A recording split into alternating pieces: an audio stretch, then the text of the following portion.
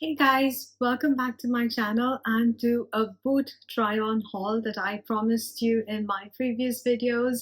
Today we're going to try out 4 pairs of boots, knee-high boots to be very specific. I've been really eyeing the knee-high boots from various different brands, leather, suede, even the hunter boots. So I have purchased 4 boots and I will be trying them on with you and sharing my thoughts and opinions. Before we get on to the boot try-on part of this video, you'll notice that I'm a little bit barefaced. I'm not wearing blush and lipstick or any lip product. So I wanted to share a very new brand that I've been really loving, and I wanted to try out a couple of their lipsticks and blushes and show you, because I just placed a new order and I received some of the new shades that they have released. So let's try that out before we get into the boot try on. This brand that I'm speaking about is Violette. So this is the lipstick packaging. They have a few different types of lipsticks. This is their Bisou Balm, which is the one that is most popular. In fact, I think it was one of their first products. Violette was a makeup artist herself, and she was the creative director of Estee Lauder when I first came across her name, and I really enjoyed the products and the colors that she created. So she's definitely one of the it French makeup brands at the moment. So this is one of the viral shades called Batiste, and I'm going to swatch it on my medium neutral skin tone, and this is supposed to go on to your lips like your lips but better. I'll swatch this on my hand. This is what it looks like. It looks quite pigmented here, but when you apply it on the lips, it doesn't come off that pigmented. This is something that I purchased a few months ago, and I fell in love with how this comes across on my lips. Look at how pretty and natural looking that color is, and I'm not even wearing any sort of lip liner, and it still looks very, very fresh and natural and just your lips but better. The real French way to do it is just smudge it out and give that effortless look. I know I don't usually do a lot of makeup on my channel, but then I really, really appreciate and love this brand. In fact, it's made me purchase a lot of their other products as well, and that's why I wanted to share it with you guys. I'm wiped off the Batiste shade that I was wearing on my lips because I want to try out a couple of other shades. These 2 are new ones that I've just ordered. This is again the same Bisou Balm in the shade Rose Latte.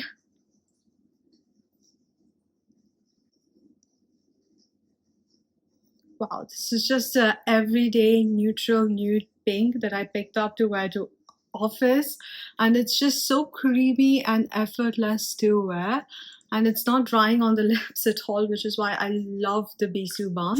But if you're looking for a very heavy color payoff, something that has a more matte finish or is more pigmented, then maybe the Bisou Balm is not for you. This is just like lip balm, but with a little bit of pigment, but not got that glossy effect. It's more of a matte blurred lip, so it just looks like I'm not wearing anything, that I just have a very healthy lips. I really like this shade Rose Latte for regular wear. The last shade of the lipstick that I will be trying out from Violette is Dahlia Noir.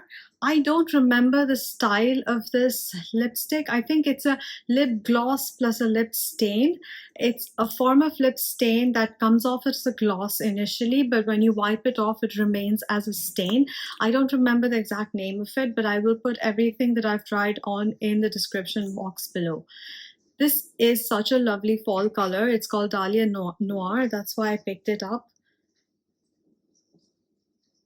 It comes off much more brownish in person than it did in the website, so I'm very curious how it's going to look.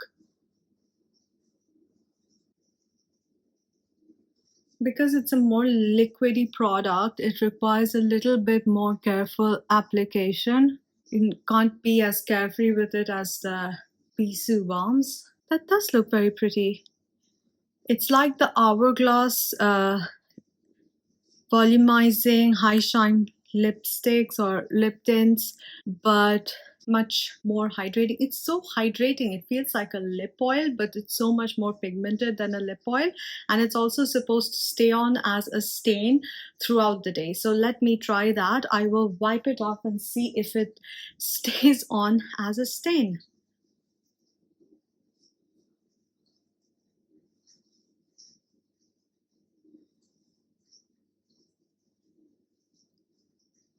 Yeah, it definitely does leave behind a stain if you wipe it off. Maybe it'll not last the whole day, but the effect is really, really genius. So it comes off as a lip oil lipstick. It's very hydrating on the lips, and it stays as a stain for a much longer period of time, because lip glosses and lip oils don't really stay on your lips for very long. I really like it. Next up are their blushes. I've got them in the shade Inez and Aisa. Their blushes are so nice and smooth on the skin. It's got this beautiful mosaic stick, and the best part is it has a brush at the other end, which makes it such a travel friendly product. I hate carrying brushes during my travel, and I just love that this blush is providing a very nice buffing brush along with it. So this is the shade Aisha, and I'm going to swatch it on my hand before I swatch it on my cheeks. So this is Aisha.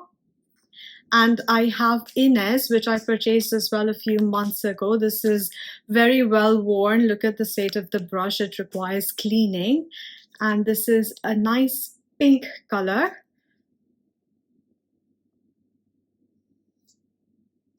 These are very creamy, very blendable, and doesn't look like blush. It looks like you're glowing from within. So I want to try out Aisa this time. So let's try that. Oh, look at how pigmented that is.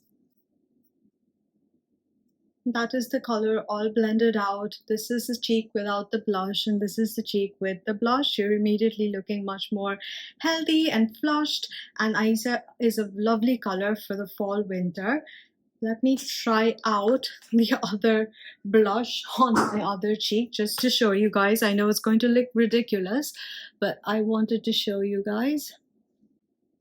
This is a much more natural everyday shade. This is a much more like evening, fall, winter shade. I love both of these. So enough with the lipsticks. Thank you so much for entertaining me for that. I usually don't do makeup on this channel, but these are the boots that we will be trying on. There are 4 massive packages. I've ordered something from Dune, from Hunter, from Duo Boots, and from Fairfax and Favor. So let me start off with the boots that I'm most excited about, which is actually the Duo Boots. This is a British brand that designs their shoes in London, and it is handmade in Portugal. They are known for having a lot of different sizing, and I just don't mean like different foot sizing, I mean different calf sizes for knee-high boots. If you have very slim calves or if you have thicker calves, then this brand has probably 6 to 8 different calf sizes, which is very convenient for me because I don't really tend to fall under the normal calf size, which is I think 38 centimeters. So let's unbox this. I'll talk you through more about the brand and the boots. You can understand that they've tried to put in, give attention to detail, which I really like.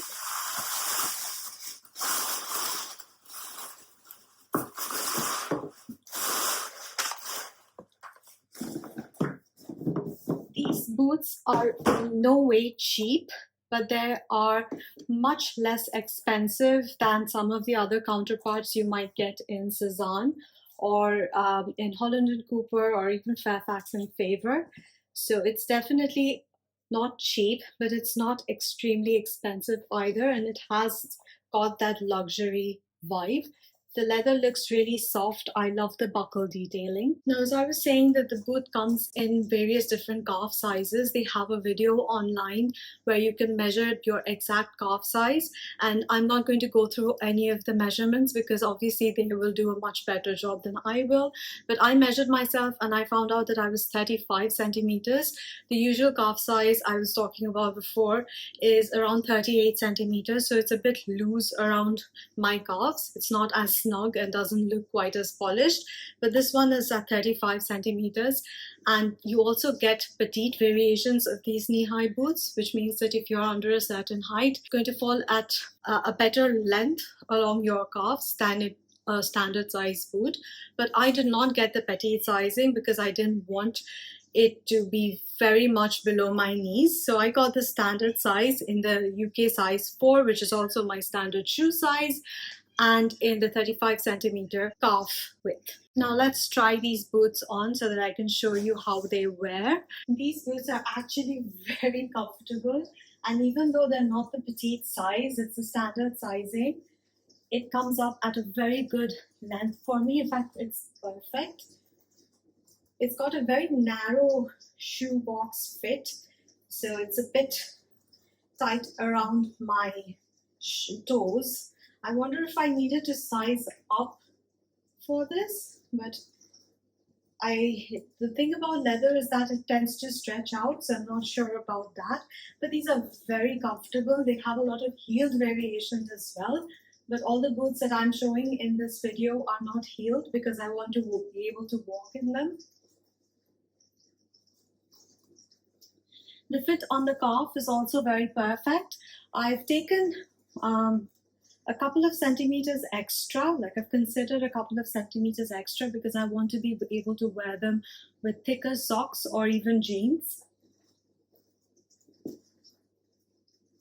I think these boots are lovely. And the color is also dark brown, and it's very fall winter, and it's not boring black either. So it looks very, very pretty, and I'm actually very happy that these boots turned out as nice as they did. I was quite apprehensive about ordering it. And the leather is very soft, even though it is bovine leather. It's very soft, and hopefully it's going to be durable as well. So I really like these boots. And they fit really well, and they're very, very comfortable. Next up on this try on is another pair that I'm really excited to try. I've been eyeing this pair for about 4 years now. It's from Fairfax and Favour. It is definitely the most expensive boot that I'm going to show here, and I have high expectations from it. I've already unboxed it just to have a look at it. And it's got this lovely mahogany color. It's so shiny, it's so sleek, and it's got tassel details, which Fairfax and Favour is well known for. If you're not familiar with the brand, it's a British brand.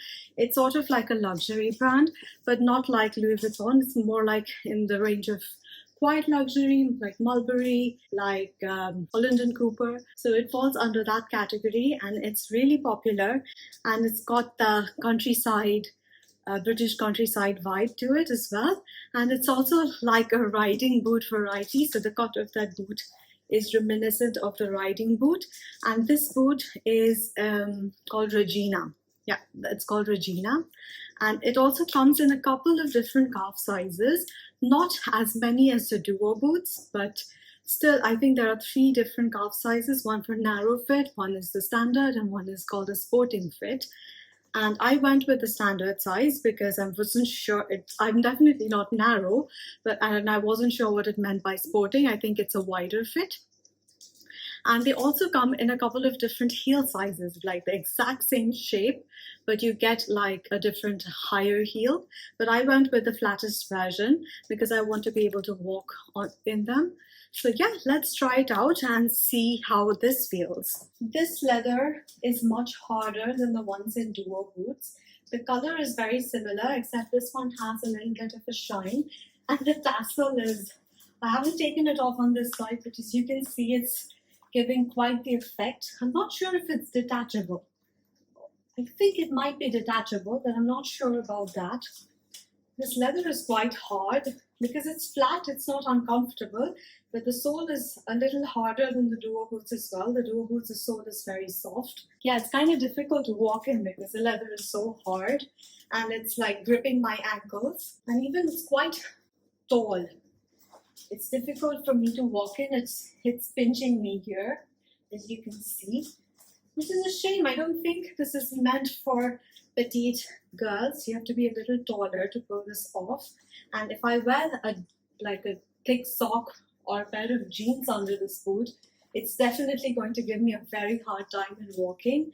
It's like already rather difficult, and it's hitting and bending here, which is a shame because I really like this color. I like this color more than I do the duo boots, but the duo boots is comfortable, and comfort is key for me.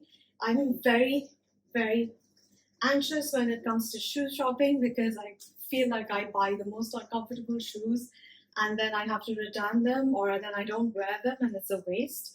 This is going to be a return because they're not the right fit for me. It's actually too hot to be talking about boots and trying on boots and wearing a sweater today. I'm sweating, I'm so hot. But moving on to the next pair of boots.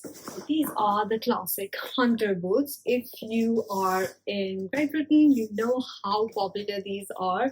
Everyone wears them for countryside walks, for dog walkings, in the rainy weather. These are not leather boots like the two previous ones. These are rubber boots.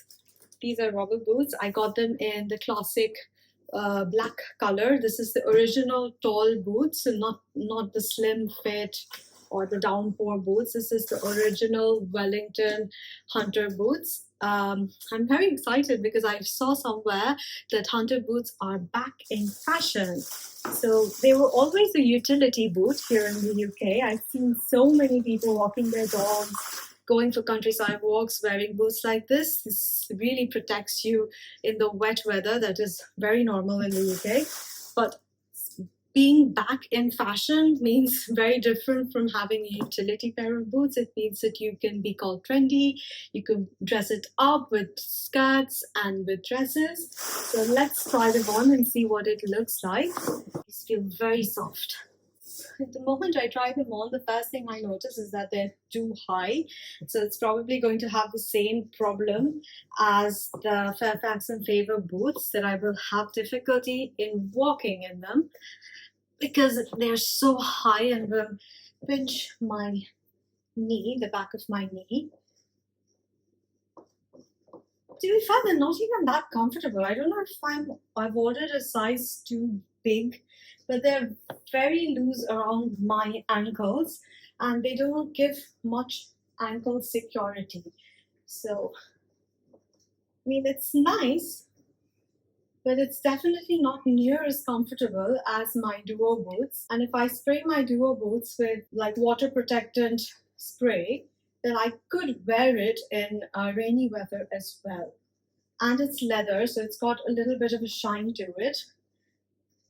As a style, the hunter boots are fine, but I think you have to be a little taller to be able to fit into them comfortably.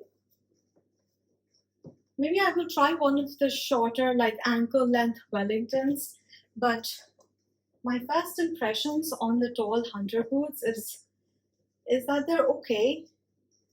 It has like weird folds here and there. Maybe I can walk a long distance in it. It's flat and it's comfortable. But will I buy these over a leather boots that are equally comfortable? Probably not. The last boot in this try-on haul is the Dune boot. This is the only pair of suede boots that I have ordered in this haul because suede boots do not have you have to take a lot of care when you wear the suede material because you can't wear it in the rain. Sometimes has a little bit of transfer, so it's not a boot that you can just throw on. And especially in the UK because it rains quite a bit, I didn't want my only pair of knee-high boots I purchased in this season to be a pair of suede boots. Dune is a high street brand. It's not cheap. I think these were about 120 quid, but it's not as expensive as some of the other boots. It's leather and it's suede, and it also comes up not very high. It's got a little bit of a heel, Suede is always more dressy to wear than any of the other boots that I've shown so far. It's foldable, so it's not very stiff because it's suede.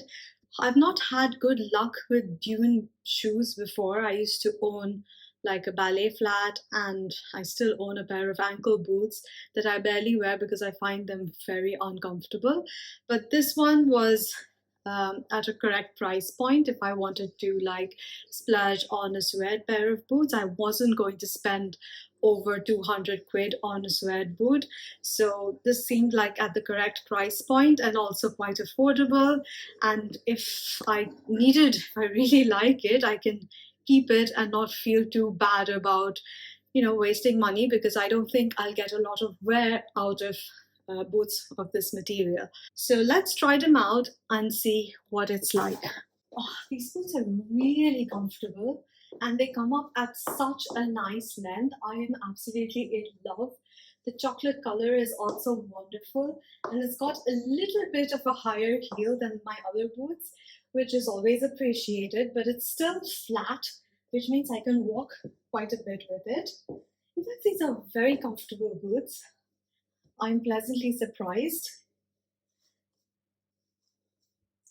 One thing I can anticipate is that because it has the sock-like feature and it's suede, that it's going to keep going down along my calf. So that might be an issue, or it might not be. I don't know. I'll have to wear to find out. But they're really pretty boots, and I'm very tempted to keep them. I'd really appreciate your help in the comments below to select one of the boots, the duo boots or the dune suede boots. I'm really on the fence about which one to keep, but it's going to be either one of those. Thank you so much for watching this video. Please subscribe to my channel if you like my content. I'll be very soon releasing a video on my autumn wish list and some of the fall trends that are very wearable, so stay tuned for that. Thank you so much for watching, and until the next video, bye!